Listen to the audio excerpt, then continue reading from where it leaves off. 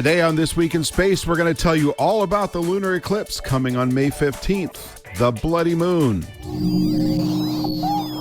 Podcasts you love. From people you trust. This is TWiT. This is This Week in Space, episode number 11, recorded on May 13th, 2022, a bloody moon. This episode of This Week in Space is brought to you by IT Pro TV. IT Pro TV has everything you need to level up your IT skills while you enjoy the journey. Visit itpro.tv/twit for an additional 30% off all consumer subscriptions for the lifetime of your active subscription when you use code TWIT30 at checkout. And by Blueland. Sometimes in order to go green, you got to get blue. Blueland, that is. Blueland was founded on the belief that a cleaner planet starts by reducing waste while creating powerful, effective cleaners for your entire home. Get 20% off your first order when you go to blueland.com/space. Hello and welcome to another episode of This Week in Space, the Bloody Moon edition. No, the moon doesn't bleed, but it looks like it does from time to time when there's a lunar eclipse, and we're here today to tell you all about it. It's just a couple of days away. I'm Rod Pyle, editor-in-chief of Ad Astra Magazine, and I'm pleased to share this perch with Tariq Malik, editor-in-chief at Space.com. How are you, Tariq? I'm doing well. How are you, Rod? I'm ready for the blood moon. Ready for it. I'm good. And flower, blood moon. Good stuff. Yeah, keep adding superlatives. We'll discuss that. Would you introduce us to our guest and your friend, Joe? That's right. We are joined today by Joe Rayo, meteorologist extraordinaire, skywatching guru, and longtime contributor to Space.com. Also, he talks at the New York the American Museum of Natural History's planetarium, the Rose Center there, and was a columnist for the New York Times. And you probably, if you live in the New York area, you probably saw him on TV tell you about the weather for a long time. So, Joe, thank you so much for being with us today. Well, thank you. It's lovely. And if no one has already done this, let me be the first. Happy Friday the 13th to both of you and to all of our viewers. Well, that's right. That's right. I've had some experiences in the last 24 hours that would underscore the reality of that comment, but enough about my broken Macintosh. So, hey, in light of some recent headlines, Tariq, I have a joke. Oh, yes. I have a space joke. I don't have just a space joke. I have a black hole joke. Oh, I'm here for it. And did you note that I said in light of our latest discovery? Did you? That's right. Okay. That's right. I know we're going to talk about that pretty soon. So, no, in light black hole. In light of. Oh, I got it. Because light can't escape a black hole. Oh boy, you're quick. You must have a master's degree. Okay, so a black hole walks into a bar and orders a drink. The bartender asks if she'd like food with that. The black hole says, "No, thanks. I'm a light eater." See, Joe liked it. Well, sort of like, eating asparagus that's been overcooked. I don't think we can see past the event horizon of that joke, Rod. I'm sorry. You stole my thunder. Okay. Or I keep reading nothing but black hole articles. They just keep pulling me in. Ant's feeling good today. Gave me 2 rim shots. All right. Okay. On with that. Let's just get on with some headlines, which could otherwise be known as light reading. Wow, no rim shot or anything. Okay, now the crickets come. That took me a while, too. So we have an interesting development. Speaking of eating light, we have an interesting development in eating light on the moon. Apparently, we can grow, it wasn't kale, what was it, arugula? Thale cress. Scientists have used moon rocks to grow thale cress plants as if we were going to grow it on the moon. So they actually took moon rocks from Apollo 11, Apollo 12, and Apollo 17, and they ground them all up and made them into dirt, and then they put some seeds in it, and they grew these plants just to see if they could. And this is apparently, you were surprised as much as I was, Rod, the first time that apparently they've ever done this. Now, scientists have grown plants in like fake moon soil. They go to Hawaii and get some volcanic rocks and grind it all up and try to simulate what it would be like. But apparently, this is the first time they actually took stuff from the moon and made that dirt and grew it, just like Mark Watney on Mars, except maybe without the poop, I suppose. So that tells us that at the very least, we'll be able to grow not very interesting salad greens when we're on other worlds. I'm sorry, that's just I'm not a kale guy. I'd rather eat a Brillo pad because to me they taste about the same. But I think kale is awesome. But yes, continue. Well, you would, but well, you live in New York. But I guess the next question is, is there an effect of growing greens like this in a lower gravitational field, and how thoroughly have they really tested, I guess, the soil chemistry after that stuff's been bottled up for 50 years? Now, I don't suppose there is a lot of soil chemistry from lunar soil because it's fairly sterile. Mars, if we ever do get samples back from Mars, that'll be a whole nother conversation. Yeah, it is. There are still a lot of questions. I think that the major takeaway here is that they showed that they could actually grow something somehow in this moon dirt.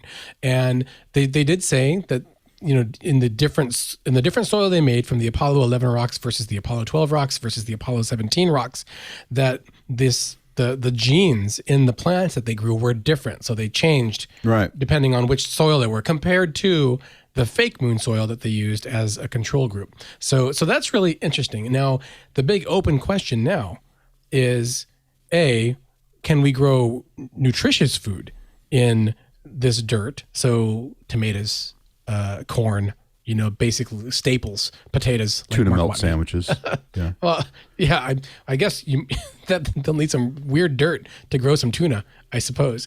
But so that's a big open question right now. Is can they grow the nutritious food? How will those types of edible plants really work? But there's other uses for plants on the moon too. As one scientist in this study said, they could use it for removing carbon dioxide that the humans breathe out, for helping to produce clean water and purify the air. So there's other benefits that growing these plants on the moon could have that go beyond just growing food. So kind of a couple of wins there, but at least knowing that we can grow stuff in this moon dirt will go a long way to NASA's plans to have this sustainable base on the moon.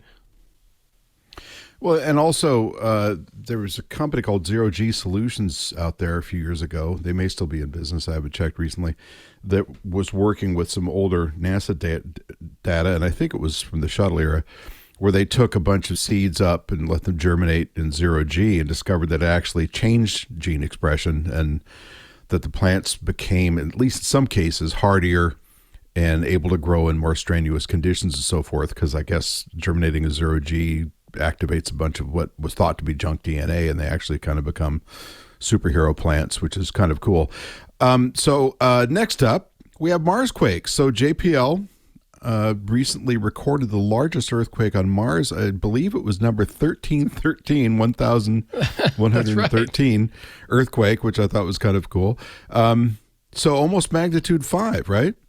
That's right. The strongest earthquake ever. I guess not earthquake, right? Would you call it a Marsquake? Marsquake. Yeah. Marsquake, yes. Ever that they've detected on Mars. And that's kind of saying something because, InSight is a bit past its prime. And so the fact that here it is well beyond its initial mission life, and they're finding still even like more powerful quakes on Mars is pretty remarkable, and it's kind of like a vindication for this mission because they've had some trials while they've been on Mars. They had a heat probe. I think we've talked about it in the past, where they weren't able to get that all the way into the ground there, and then also, and this is kind of sad, but our listeners should be listening for some new InSight news next week, because NASA has scheduled a press conference on Tuesday, I believe it is, where they're going to talk about this mission in particular. And so this may be the kind of show topper, or a show the cap basically of the mission. Yeah, the ending because act, NASA. yeah. Yeah, NASA has said that because of the solar arrays on this lander and the dust that's built up in the time that it's been on Mars since 2018, that there's not enough power to keep the instruments on and possibly to keep the spacecraft alive through the end of this year. So this could be one of the last hurrahs we hear from this lander. Well, call me a boomer, but I'm a big fan of plutonium power supplies. Those two stories came to us courtesy of Space.com, our favorite space news outlet. This one comes to us courtesy of jpl.nasa.gov, which is, but it's of course all over the place, including Space.com, the imaging of the black hole at the center of our galaxy, the Milky Way galaxy, which is one of those things that's a little mind-bending. It looks like the Eye of Sauron, as has been parodied all over the web for at least 48 hours. This was courtesy of the Event Horizon Telescope, which is a very wide baseline series of radio telescopes across the Earth that effectively give you an observing aperture in radio spectrum anyway of the diameter of the Earth, which is pretty astonishing. So tell us a little bit about this, Tariq. Yeah. So the Event Horizon telescope made big waves a few years ago when it took basically the first ever image of a black hole, and that was a supermassive black hole at the center of a galaxy called M87, many thousands of light years away, and the whole point was to see what Shep Dolman, the kind of head honcho, head scientist of the telescope project, has called the unseeable, this silhouette of a black hole. Now, they don't see the black hole itself. They see the outline of the black hole because of all the really hot material swirling around it. And that was a big feat. So to kind of follow up on that, the scientist looked a lot closer to home, 26,000 light years away, to see Sagittarius A star. That's the name of the monster black hole at the center of our galaxy. And it's a lot harder. Number one, Sagittarius A star, that's a weird name for it, but that's what they call it, is a lot smaller than the supermassive black hole at the center of M87. And it's a lot harder to focus in on because the material around it moves a lot faster, whereas because M87 was so big, the material moves slowly. The scientists said it was essentially like that black hole was sitting still for them, whereas whereas Sagittarius A star is like your toddler running around the living room while the grandparents are trying to snap a selfie with them. That's a really good analogy. And by the way, they did say that gas ring, which is what they're actually imaging, rotates around that thing in a matter of minutes. Yeah. Which in cosmic time is astonishing. Yeah. And so, and for perspective, the average stellar mass black hole is, kind of a few times to a few 10 times the mass of our sun. If it's a 2 stellar mass black hole, it's something like 65 to 85 times the mass of our sun. And intermediate ones, the kind of the medium range, are 100 to 100,000 times. So these supermassive black holes are even, larger than that, thousands, if not more, times the mass of the sun. And I believe that Sagittarius A star is something like 4 million times the mass of the sun, something like that, something crazy that I'd read.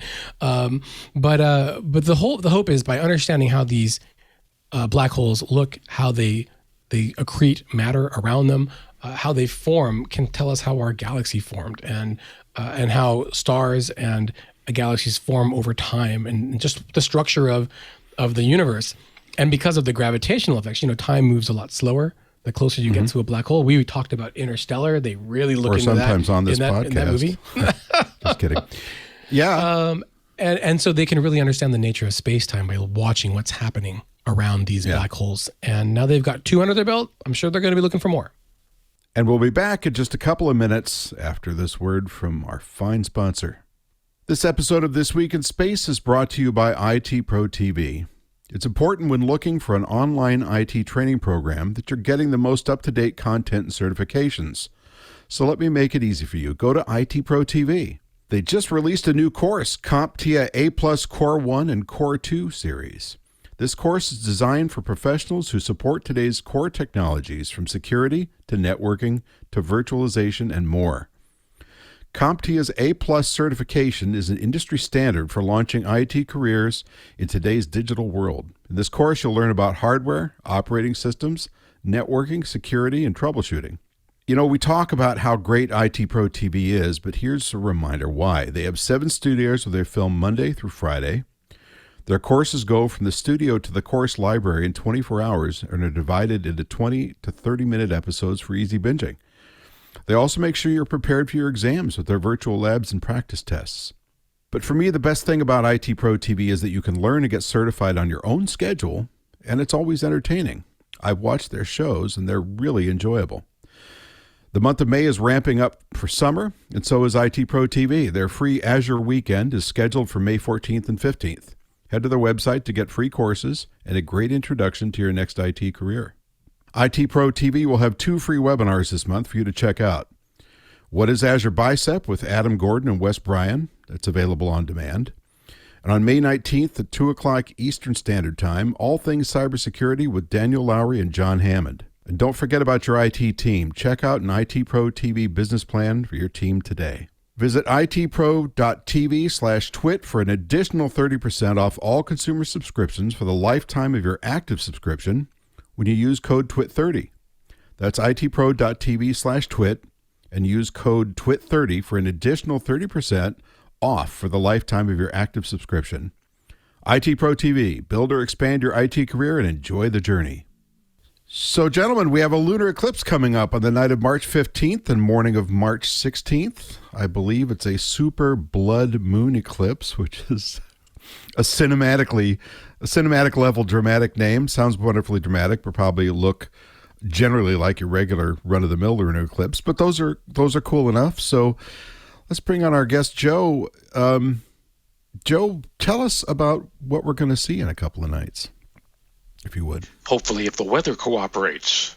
That's the main thing. And by the way, on space.com, we'll be putting up the national weather forecast for the lunar eclipse. So depending upon where you happen to be, and I think places out west will have a pretty good shot of seeing this. Here in the east, we have this problematic situation where we're going to be looking at a cold front approaching from the west, and there's an old storm system that gave us some not so nice weather last weekend that has kind of moved out over the ocean and is now retrogressed or come back into this section of the country. So we may have some cloud problems Sunday night, but assuming that you have a clear view of this on Sunday, what you're going to see basically is the moon moving into the shadow of the earth, initially as it moves into the dark central shadow, which we call the umbra.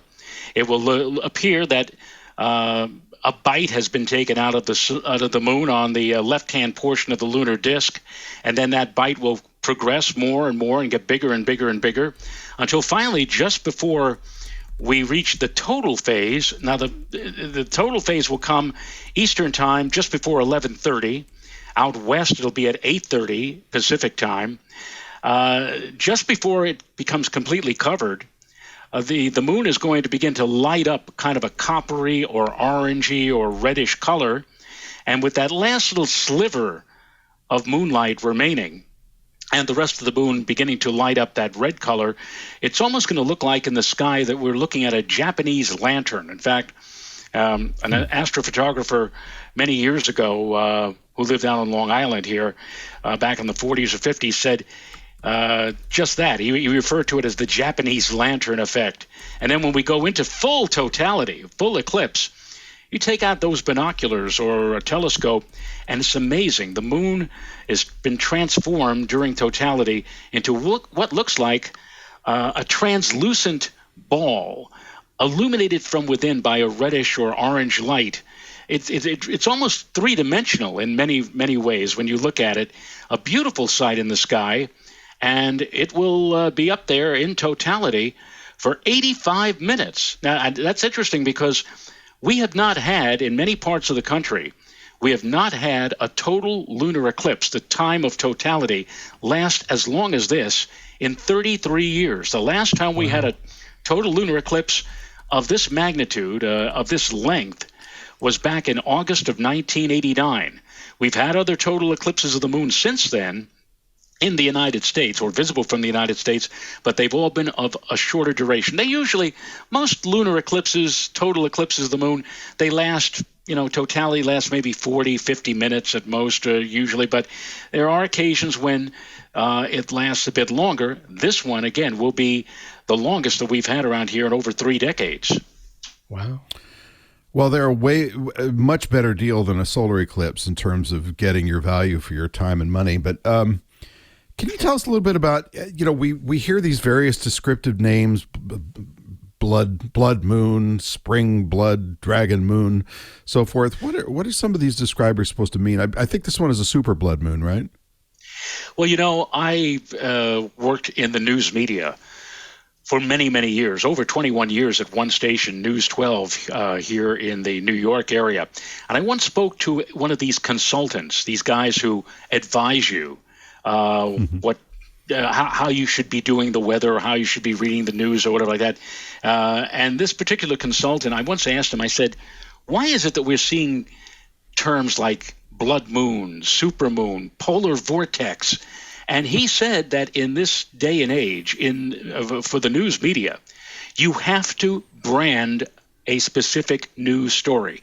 He said if you don't brand it or give it a branding, it ain't going anywhere. And as far as the eclipses are concerned, the branding blood moon came about, at least from this person's opinion, 9 years ago. There was a pastor who wrote a book called 4 Blood Moons. And apparently during 2014 and 2015, we had a string of total eclipses of the moon, 4 of them that came consecutively at 6-month intervals. But during that time frame, the 4 moons, the 4 total eclipses, coincided with the Jewish feasts such as Passover and the Christian feasts such as Easter, Good Friday.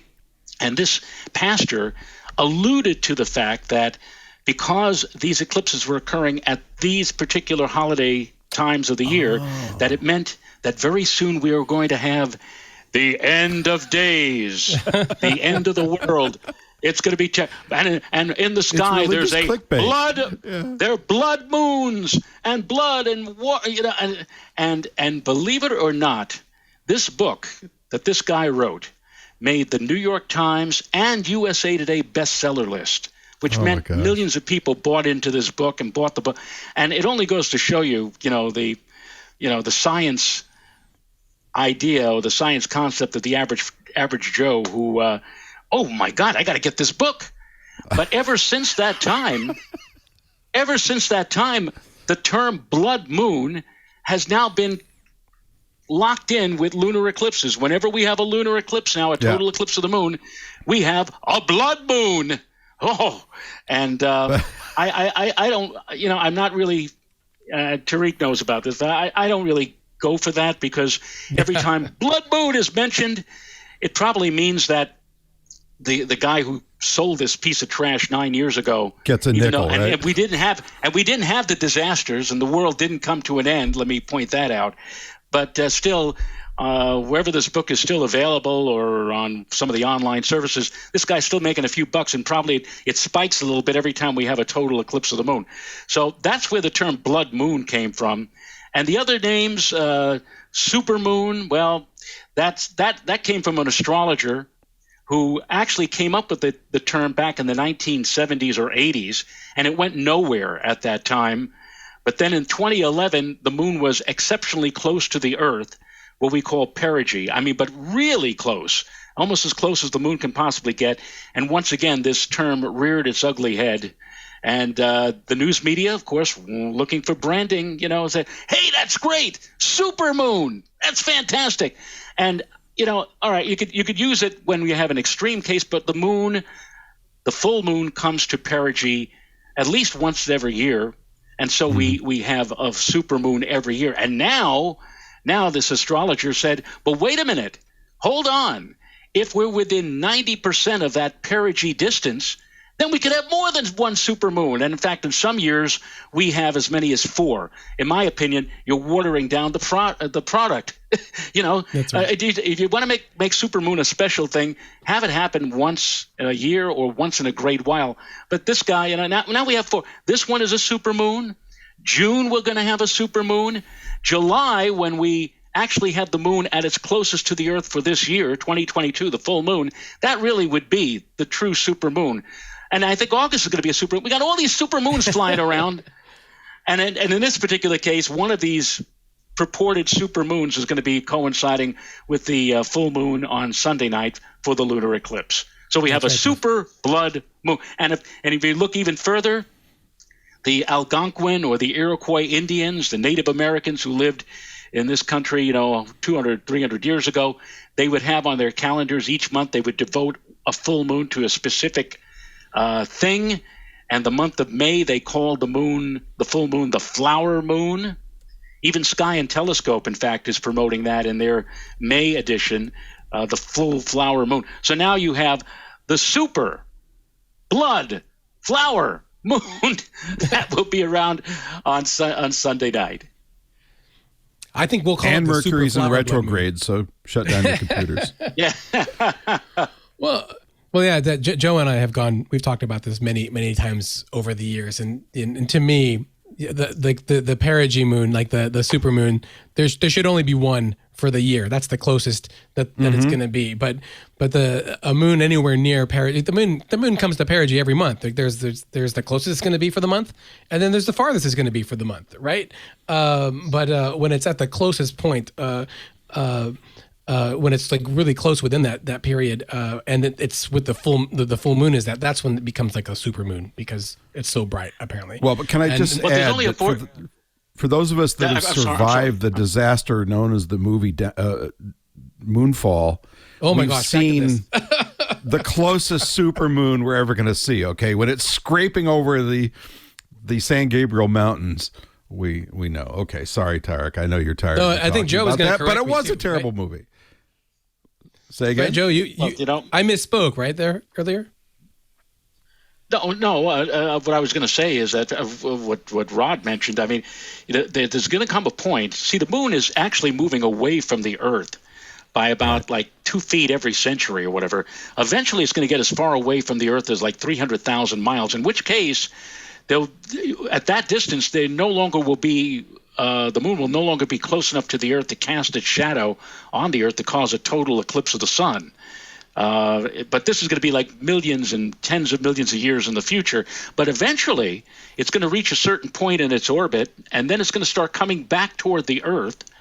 And if something like billions of years from now, it's going to be like less than a million miles from the Earth or whatever like that. And then what comes into play is something known as Roche's limit, where the moon just gets too close to the Earth, and the gravitational and tidal forces of the Earth will cause the moon to get ripped apart.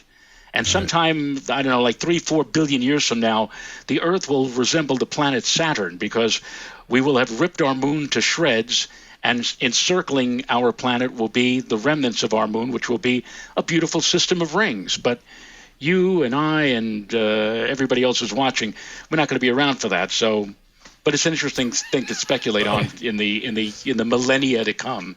So Tariq's going to see more of that than we are. When people look up on let's assume that the weather is nice, Joe, on yes. during this lunar eclipse. Everyone should be appreciating the moon a little bit more, knowing that it's going to get torn to shreds by gravity eventually. Gravel bank. What I mean, like people may be familiar with a solar eclipse. We just had one on April 30th. You don't want to look directly at the sun when that's happening because that was a partial eclipse. It can damage your eyes. For a total lunar eclipse, like what we're going to see for this one, we don't have to worry about that, right? I mean, you can just look at the moon every night when it's up in the sky. It's astonishing to me. It's astonishing to me that people have actually asked many times, there's going to be an eclipse of the moon. Do I need to wear special glasses? Do I need to use special? And I said, how many times in your life have you looked at the full moon? I mean, come on. So the thought which is brighter, right? Yeah. Well, I mean, the thought is that it is the eclipse that is causing the potential problem for people to need to wear, eye protection. And I tell you, this is the absolute truth. Many years ago at the Hayden Planetarium, a phone call came in on the day before a significant eclipse of the sun. It probably went, well, let's see. Probably went something like this. Hello, Hayden Planetarium. Yeah, hi. Could you tell me when tomorrow is going to be an eclipse of the sun, right? Yes, sir, there will be. There will be an eclipse of the sun. Yeah, could you tell me when the eclipse is going to come to an end?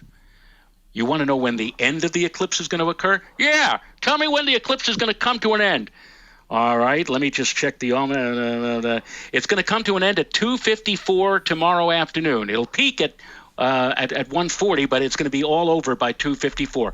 All right, 2:54, right? Right? Is that correct? Yes, sir. All right, let me write that down. 2:54. All right. So that means that after 2:54, I can look at the sun, right? Wrong. Wrong. It's not the eclipse. It's the sun. For goodness sake. Right. You look at the don't look at the sun either when it's not being eclipsed or when it's in partial eclipse. The only time you can look directly at the sun is during the total phase of the eclipse. When the sun, and I was on a ship. This is the honest to God truth. In 1998, there was a total eclipse of the sun in the Caribbean. Everybody's on board the ship. Hundreds, thousands of people are on board. We're counting down. Totality's coming. 8, 7, 6, 5, 4, 3, 2, 1. Totality! Oh, look at that! The corona comes out. The stars, Jupiter, Mercury above the sun, and here in the middle of all of this mayhem is one woman. One woman, and she's standing there by her lonesome, and she's there with her eclipse glasses on, and she's saying, I don't see anything. What's going on? I said, and I literally went up to the woman and said, take those things off! Take it off! Oh! That's much better. It's absolutely amazing the misgivings about the misconceptions about what goes on with the eyewear. But no, you don't need glasses for the lunar eclipse. You can look at the lunar eclipse from start to finish without any worry about damaging your eyes. No eye protection needed. A solar eclipse, that'll be something different. And in less than 2 years, Space.com will be on top of the Great Eclipse that will be visible here in the United States on April the 8th, 2024, a total eclipse from Texas to New England.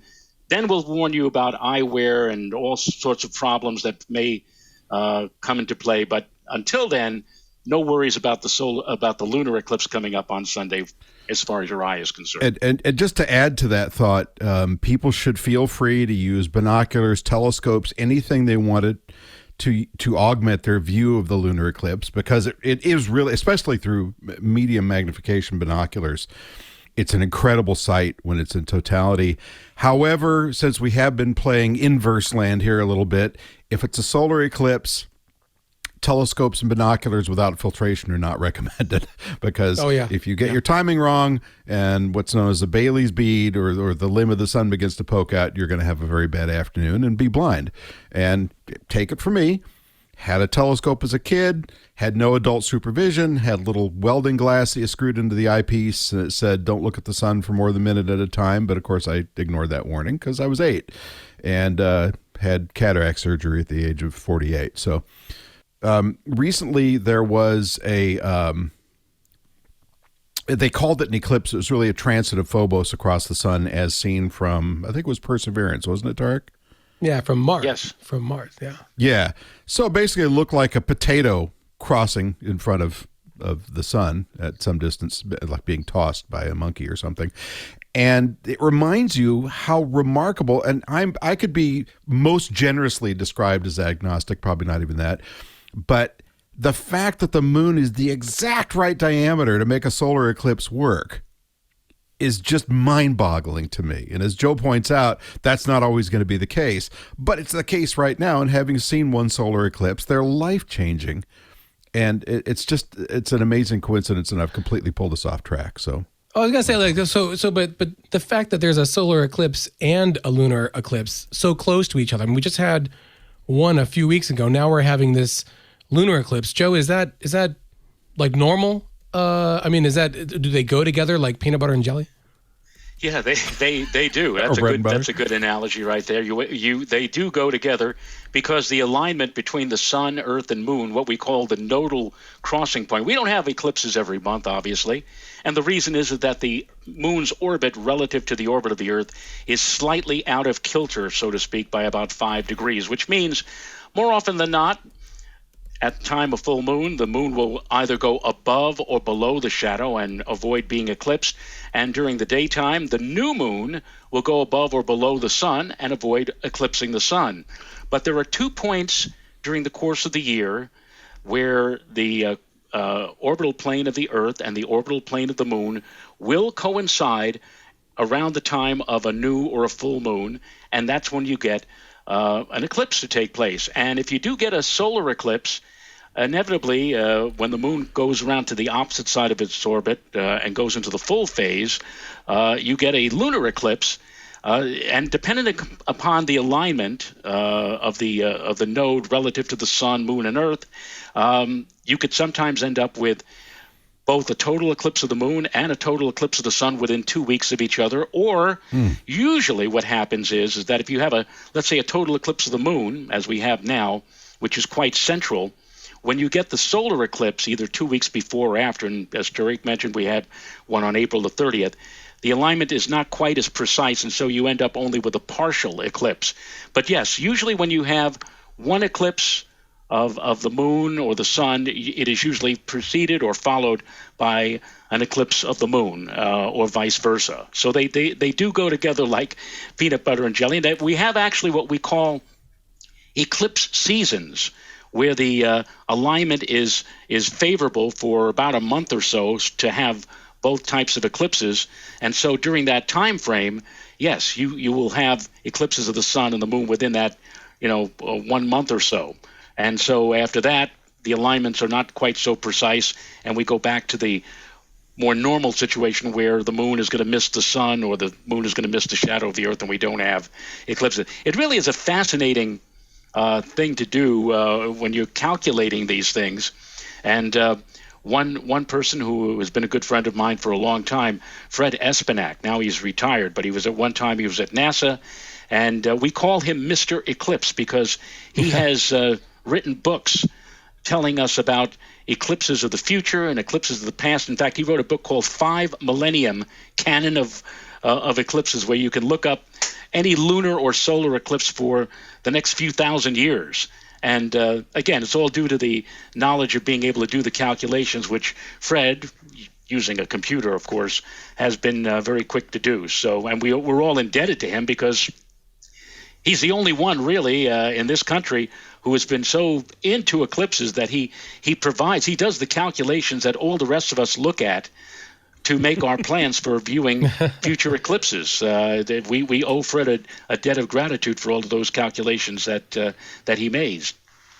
Now, in millennia past, when a solar and lunar eclipse, well, let's say lunar eclipse, then solar eclipse in that order, occurred within some proximity to each other, it must have just driven the ancients wild because they really struggled to come up with explanations for what was going on, right? I mean, the Chinese thought that a dragon was eating the moon, and so forth. You wielded power if you had the ability to be able to predict eclipses. Because then if you had the ear of the emperor or the king or the queen, hey, there's going to be an eclipse coming up next week, and then you could use that to, tell all of your subjects, like that, the dragon is going to come and eat the sun, or you must do what I tell you to do, or else we may lose the sun or the moon next week, or whatever. And so you were a very powerful person, and the ancients weren't dummies. The ancients were far from dumb. I mean, like 2,000 years ago, 3,000 years ago, the Babylonians knew of certain cycles. The Saros cycle, where the eclipses recurred over a span of just over 18 years, or the Exiglimos, the triple Saros, the turning of the eclipse wheel, in which an eclipse would return to the same part of the world after 54 years and 1 month. I mean, these people knew their stuff in terms of astronomy, and in fact, in 1902, we found in a shipwreck off of Antikythera Island in Greece this big piece. It looks like a big rusted piece of garbage. But we have looked at it. Archaeologists have looked at it. Scientists have looked at it. And we have discovered that this was an analog computer which helped to predict or forecast the motions of not only the sun, moon, and planets, but also eclipses. We call it the Antikythera mechanism. And it's now on display in Athens, Greece, at a museum there. And we actually have recreated this thing. You used to use a crank to crank the gears. There were about 38 gears inside, and things would move around, and you'd be able to. And this thing was made, this mechanism, in 200 BC. This was the very first analog computer. You thought your TRS-80, made by Radio Shack in 1980, with 300 baud of memory, was antiquated. This thing dates back to 200 BC, and this thing was doing calculations all the way back then. So it's astonishing. And I challenge, Rod and Tariq, go out on the street and stop 10 people and ask them a simple question. Ask them, how does the moon change its shape during the course of a month? Why does it look like a crescent and a half moon shape, then goes to full and back to? And I guarantee you that 8 or 9 out of those 10 people will be, I don't really know. Well, that's your 21st century science, with the average person on the street. But the people who lived thousands of years ago and who watched the skies every night and tracked everything every night, they knew. They knew how to predict these things, and they had a much better knowledge and a much better feel for celestial events as opposed to the average person who I think is out there today. Well, okay, but to be fair, they didn't know how to use smartphones, so there. But in the spirit of learning, we're going to take a short break for a word from our sponsor. This episode of This Week in Space is brought to you by Blueland. Did you know that an estimated 5 billion plastic hand soap and cleaning bottles are thrown away each year? If that's not bad enough, each of those can be filled with more than 90% water. That's a serious lose-lose situation for our planet. Plastic has been found in all the marine turtles that environmentalists have looked at, almost 60% of the whales, 36% of seals, and 40% of all seabird species examined. And by 2050, scientists predict that the ocean will, get this, contain more plastic by weight than fish. So it's time to start creating a cleaner planet from your home. Blueland's idea is simple and it's beautiful. You buy the bottle once, you refill it forever. No more plastic waste. The only thing you need to toss out is your outdated idea that eco-friendly products are more expensive or less effective, because they're not. Just fill Blueland's beautiful Instagrammable bottles with warm water, pop in one of the hand soap or spray cleaner tablets, and within minutes you have powerful cleaning products in the most incredible scents, like iris agave, preen lemon, and lavender eucalyptus. From their best-selling Clean Essentials kit to their hand soap duo and plastic-free laundry and dishwasher tablets, Blueland is something for every inch of your home. And now, backed by popular demand, is Blueland's toilet tablet cleaner. Get it before it sells out again. I've used them. They work great. Blueland's stunning, high-quality forever bottles start at just $10 when you buy a kit and are meant to be reused forever. And money-saving refill tablets start at just $2. That's a bargain. Try Blueland today. You'll love it, and your planet will thank you. Right now, you can get 20% off your first order when you go to blueland.com/space. That's 20% off your first order of any Blueland products at blueland.com/space. Blueland.com/space. So, Joe, I used to work up at Griffith Observatory. I was there for about 10 years in various capacities, and we got a lot of calls, of course, whenever something like this was coming up. We used to get, by the way, a public admission here. I've never told anybody this before. We used to get a lot of calls about what time is sunrise and what time is sunset. And I know, we'd say, oh, hold on, let me go look that up for you. And we did have an ephemeris in the back, and you could flip through about 600 pages of densely packed small type ephemeris and look it up. But instead, we had a calendar from Bank of America that was tacked on the wall. We looked up there, and I think people would probably not have expected that. But anyway, one of the questions that came up a lot Well, a lot of really dopey questions came up. People call, if you worked at Hayden, you know exactly what I'm talking about. People call with the weirdest questions when you work at a place like that because they assume you're a scientist and not just some geeky student. But a lot of people asked, what would a lunar eclipse look like if you were standing on the moon as it moves from gray shadow to red shadow? So I assume you'd be looking back at the Earth and you would see a red ring around the Earth during totality? Correct. Absolutely correct, Rod. First of all, if you were on the moon, one thing that you would notice is that in the sky, the Earth, since the Earth is 8,000 or so miles in diameter and the moon is only about 2,000 miles, so the Earth in the sky would look 4 times bigger than our full moon.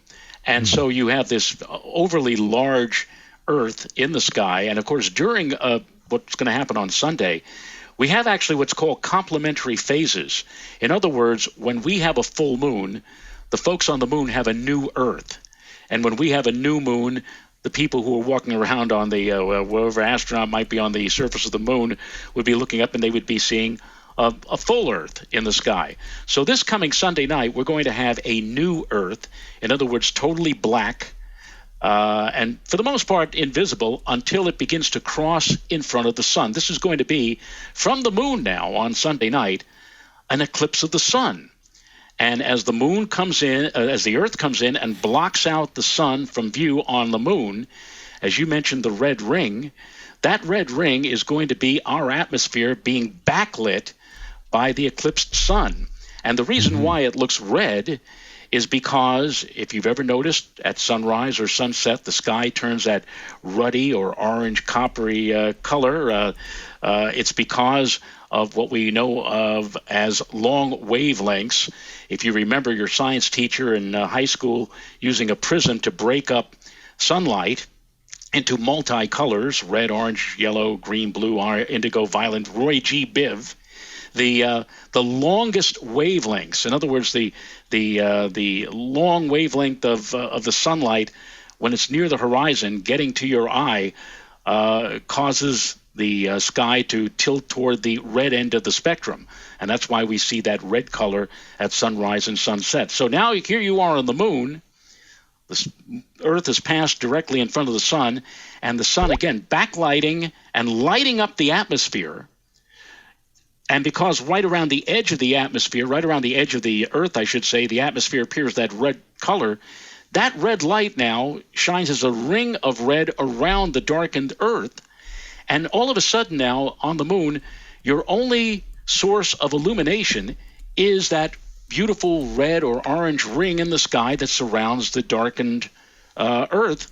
And it's falling upon everything, the craters, the mountains, the cracks and crevices on the ground, everything lights up that ruddy color.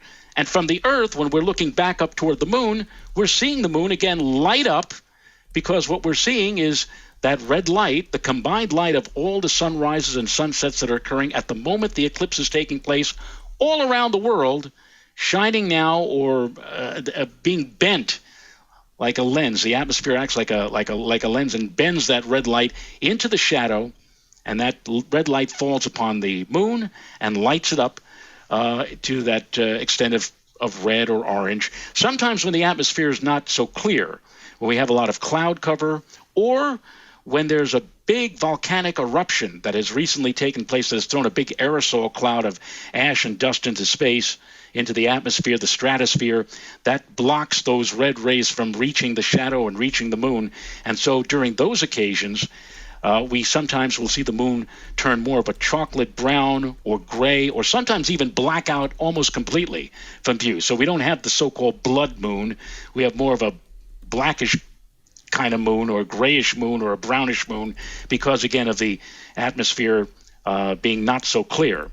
Assuming that the atmosphere is clear on Sunday night, we should see a fairly nice red moon, although I think in one of my Space.com articles I mentioned that some months ago we had a volcano in the southern hemisphere, the Tonga volcano, that really blew its top and sent a lot of debris up into the atmosphere over the southern hemisphere. If that stuff is still flying around, you may see on Sunday night portions of the moon look red, but maybe other portions looking more dark than anything else, and that could be that effect of the aerosol cloud from that volcanic eruption. No total eclipse of the moon is exactly the same. Like snowflakes, each one of them are different, and it's because at no moment in time is the atmosphere similar to any other time, depending upon volcanic eruptions, clouds, clear, whatever.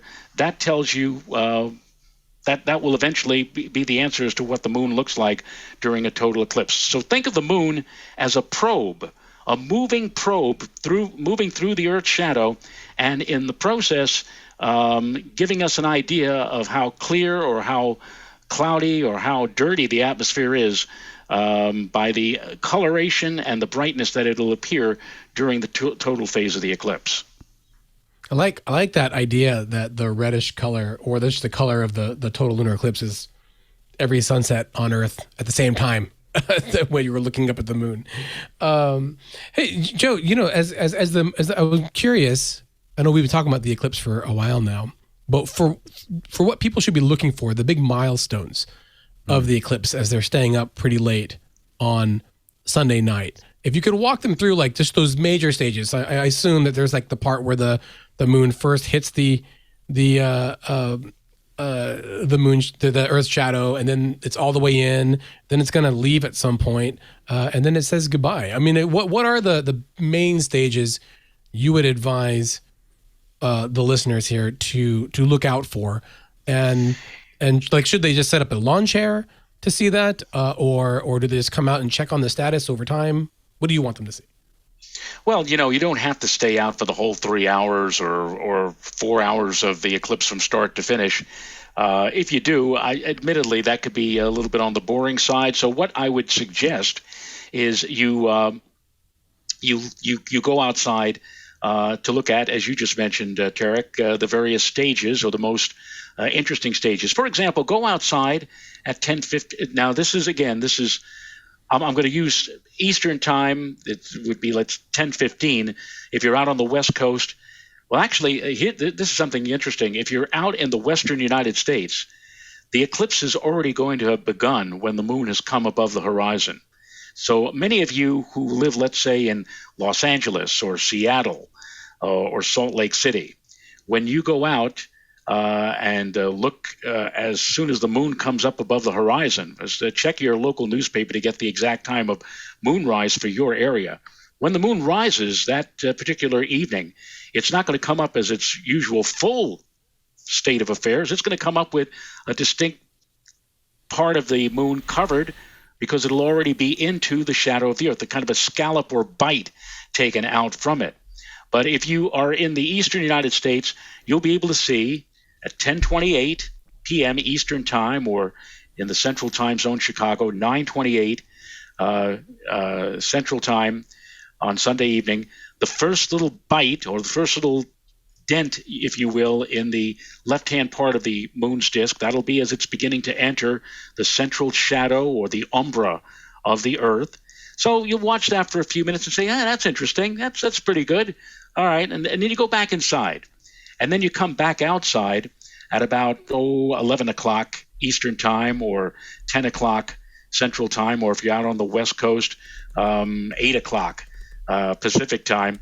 And by then, more than half of the moon is going to be in the shadow of the Earth. You say, "Wow, that's interesting." And when I came outside before, it was just a little dent. Now it looks like one of these half or first or last quarter moons. The moon has now moved halfway into the shadow. Then you come back outside again. I'd say about 11:25 Eastern Time, 10:25 Central, 8:25 Pacific. Now we're just about at total phase, and by that time, what you're going to see is a little sliver of moon left over, a little crescent. It's not quite total yet, but already the rest of the moon's disk is beginning to light up with that orangey or coppery or reddish coloration. And as I mentioned earlier in the show, it's going to look very much like, in some cases, like a Japanese lantern hanging in the sky, one of those decorative Japanese ornamental lanterns. Now, a few minutes later, we're into totality. Now you go back inside, and you want to come out for the middle of the total phase of the eclipse, the middle of the eclipse, 12:12. How you like that for a time? 12:12 Eastern Time, 11:12 Central Time, 9:12 Pacific Time. The moon will be right in the middle of the, well, not exactly in the middle, but it'll be halfway through the total phase of the eclipse. And then the moon will begin to edge out of the shadow. And 12:54 is when totality will end in the east. That's 9:54 in the west. And then you can just watch as the moon gradually leaves the shadow, progresses out of the shadow. By that time, it's almost anticlimactic. By that time, it's everything that you've already seen is just happening in reverse. I suspect a lot of people are probably going to call it a night by or soon after midnight, saying, all right, that's interesting. I'm going to go to bed. But there are other people who will stick around until the very end, the bitter end, and that'll be just before 2 a.m. in the morning in the east and about 11 p.m. in the west. And I'm sure by that time, though, more people are probably going to be watching the Inside the Eyelid show and have already headed to bed. But yeah, it's usually the first part of the eclipse that's attractive to people and watching it, because, like I said, after we reach the midpoint of the eclipse, everything is just rerunning backwards, right? And it's just a rerun. Yeah, exactly. So I think Tariq kind of touched on this, talking about the phases. But if I'm standing on the what at this point would be the dark side of the moon, which is a phrase I never use because there really isn't a dark side except for the particular time when it's night there. But if I'm standing on the nighttime side of the moon, looking at the Earth during a solar eclipse, am I just seeing phases changing over the Earth? Obviously, there's no red because there's no lunar atmosphere, right? Now, you're talking about if you were on the moon during an eclipse of the sun here on Earth? During a solar eclipse, yeah. Well, what you'd see what you would see then is you would see the full Earth in the sky, but right. Of course, when we have a lunar eclipse, the shadow of the Earth is 860,000 miles long, and at the 250,000 mile point where the moon is only about, again, 2,000 miles wide, and at that point, the shadow of the Earth, the umbra, is about 5,800 miles wide. So there's no problem in getting the moon completely immersed in the shadow of the Earth. There's plenty of room. Right. Now, during an eclipse of the sun here on the Earth, you're looking up from the moon at the Earth. There's the full Earth. But unlike when we have a lunar eclipse, when the shadow of the moon is thrown onto the Earth, it can't encompass the entire Earth. In fact, the only thing that it can do is you see the umbra as a little blotch about 100 miles or so wide. So what you're looking at from the moon during a solar eclipse on the Earth is this little circular black blotch moving across the disk of the Earth. That's the shadow of the moon. It's not. The shadow tapers almost to a point by the time it gets to the Earth. It does not have the ability of encompassing the entire Earth in darkness like the Earth does to the moon during a lunar eclipse.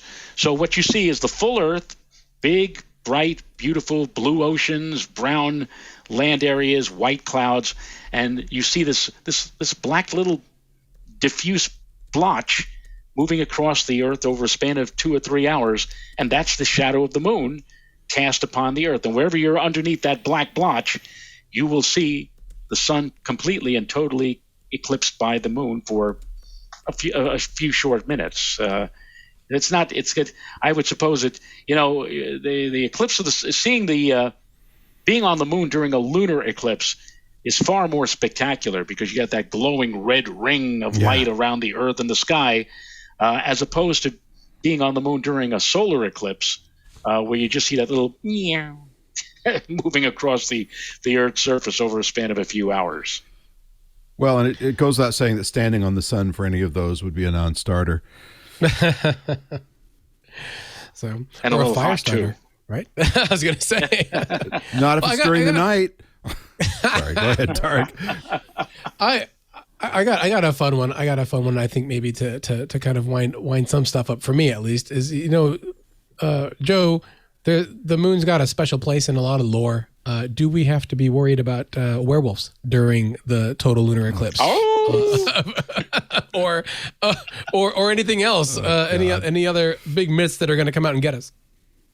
I don't think so. There may be some animals that at certain times of the year I hear that there is a certain fish or crab or whatever that comes out only on the night of a full moon. So one has to wonder if on that special night, if you had a total eclipse of the moon, how would the crab or the fish react to that? But no, it's not. Lunar eclipses are different from solar eclipses. Of course, when we've had total eclipses of the sun, the wildlife, birds go to roost, crickets start chirping as if it were nighttime. All kinds of weird things take place because the animals are fooled into thinking that it's night. I don't think that happens necessarily during a total lunar eclipse, but as far as I don't even remember, even in those B movies about Dracula, for example, what would happen if Dracula encountered a night when there was a total eclipse of the moon? What would he do? Would he go back in his coffin and wait for the eclipse to end or whatever? And one famous story is, of course, the story about Christopher Columbus, which is of interest. We all know that Columbus sailed the ocean blue in 1492, but that wasn't the only voyage he took to the New World. He took several of them, but the last voyage that he took he almost met his end. It was in 1504, and unfortunately his ships ended up with lots of leaks and holes in them because they had these worms embedded in the wood which were eating away literally at the ship. So Columbus ended up being shipwrecked on the island of Jamaica. And he figured that there might be a rescue caravel from Europe that would come along to get him or pick him up in a few days or a few weeks or whatever. And so while he was on Jamaica, he told the local natives, hey, look, we have some baubles and bangles and trinkets here. And they even had, for example, little things like little bells, and the natives were fascinated by this. And Columbus said, would you like this? Would you like the bell? Would you like the metal? He said, could you get us some food and water for my crew and myself? And the natives said, sure, no problem. And they went and they traded. But after a while, this got to be old. After a few months, the natives finally were getting tired of all this and said, get your own food, get your own water, starve, And now Columbus was in big trouble because his own crew planned to mutiny. They said, no food, no water, we're still stuck here. What are you going to do about this? And then Columbus came up with an ingenious plan. From his navigational tables, he was able to discern that there was going to be in a few nights a total eclipse of the moon. And it was going to begin as soon as the moon rose above the eastern horizon. So he gathered all of the natives together and he said, you have angered my God, my almighty God, and here is your punishment for not bringing us any food or water or not helping my crew. We're going to black out the moon. And the natives, I don't know if they believed him, but come the appointed night, the moon coming up, all of a sudden there's that bite taken out of the edge of the moon and more of the moon going into the shadow. The natives went berserk, crazy. They were coming from all directions with food and water. Please, please, bring the moon back. Bring the moon back. We love the moon. We need the moon. It gives us light at night or whatever. So Columbus said, all right, here's what I'm going to do. He said, I'm going to go back into my cabin and I'm going to talk to my almighty God and I'm going to try to intercede on your behalf. I can't make any promises now. I'm going to do my level best, but I'm going to try to convince him to bring the moon back. If you promise to bring me all the food and water that oh, yes, we'll do everything you want or whatever. So Columbus went into his cabin, closed the door, and he had a conversation with his God. And his God was a simple hourglass, which we all remember from The Wizard of Oz, right? The Wicked Witch had one of those, used it on Dorothy. And what Columbus was doing, he was turning the hourglass over in time with the duration of the total phase of the eclipse. And when he saw by the hourglass, hey, totality is going to end in a few minutes, he stepped back outside and he said to the natives, all right, I've spoken with the Almighty. He has decided to forgive you. He's going to pardon you. He's going to bring the moon back. And sure enough, a few minutes later, the first little bit of the moon started coming out of the shadow. The natives said, hip, hip, hooray! And they brought all the food and the water, and Columbus had no problems with the Jamaican natives after that thing. So I told you earlier, when you know about these things, you could wield lots of power. And Columbus certainly used that to help him and his crew out with that lunar eclipse back in the year 1504. Wow. That's an amazing story. We heard a lot of stories about Columbus, different ones depending on when we grew up, but that's the first time I've heard that one.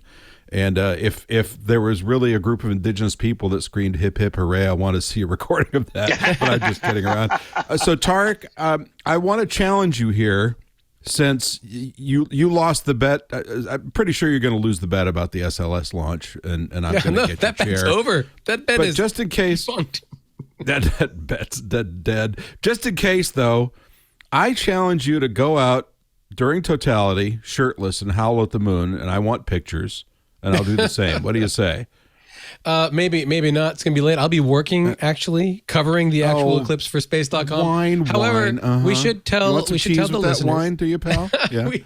we should tell them that, if they've got an eclipse story from this lunar eclipse, let us know, right? Send us some emails. Send us some photos. What's it look like? Send us pictures of you howling at the moon.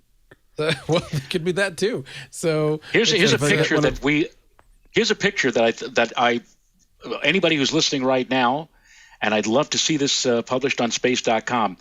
Take a time exposure of the eclipse. In other words, if it's possible, if you could figure this out using your iPhone or your camera or whatever, open the shutter just before the eclipse is going to begin, and don't touch your camera. Just aim it up at the sky, and then let the eclipse progress. What you're going to eventually see after the eclipse is over, if you've exposed everything just properly in this time exposure, you'll see a big bright blob that will gradually, going from left to right across your field of view, shrink down. And then in the middle, you'll have this little skinny thread of red light. That'll be during the total phase of the eclipse. And then after totality, that little thin red thread will widen again and get brighter and brighter. And at the end of the eclipse, you'll be back to the blob.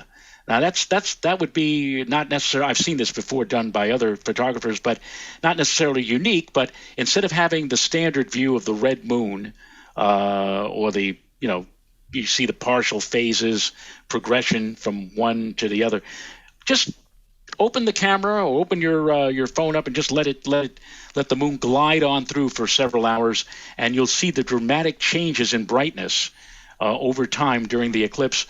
The moon is roughly anywhere from 10,000 to, in very dark eclipses, 100,000 times dimmer as opposed to before the eclipse has begun. And so you get a very dramatic, in one image, you'll see a very dramatic proof of the diminution of the light of the moon on the moon during the time of the eclipse. It really would be very interesting if somebody could take a picture like that. And by the way, 2.7 billion, Dr. Sagan, billion people are in the viewing zone for this eclipse on Sunday night. Most of North and South America, portions of Europe and Africa. When you combine the populace of all of those places, you get 2.7 billion, and that's the viewing number, or the audience that we have prospective, weather conditions permitting, for the Sunday night moon show. We'll leave it to Joe to bring some dignity back to the end of the podcast. I appreciate that, and I appreciate you joining us today. You've clearly earned all those parchments mounted behind you by just your delivery alone, much less the knowledge you imparted. We really appreciate it. Where can we learn more about you? About me? Yep. Where do we find out more about Joe Rao? Well, you can always go on my Facebook page, because I'm always posting stuff on both weather and astronomy. I am a professional meteorologist, a broadcast meteorologist, until I stopped doing broadcasting a few years ago. Joe Rao Weather. Go on Facebook, and there I am, Joe Rao Weather.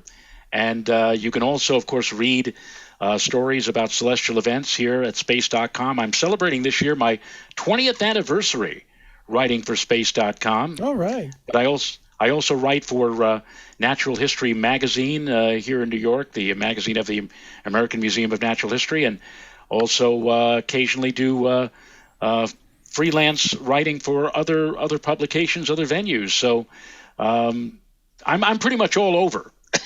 So depending upon where you go and what astronomical event coming up.